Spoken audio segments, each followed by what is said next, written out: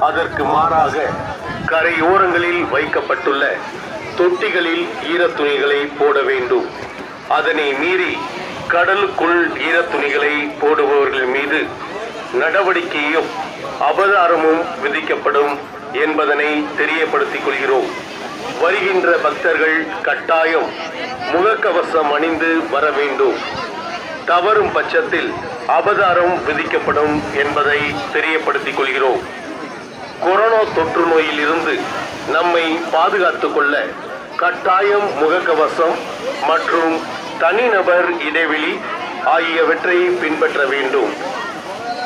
வருகின்ற பக்தர்கள் தங்கள் கொண்டு வரும் பொருட்கள், பேக், செல்போன், நகைகள், பர்ஸ் ஆகியவற்றை கவனமாக பாதுகாத்துக் கொள்ள வேண்டும்.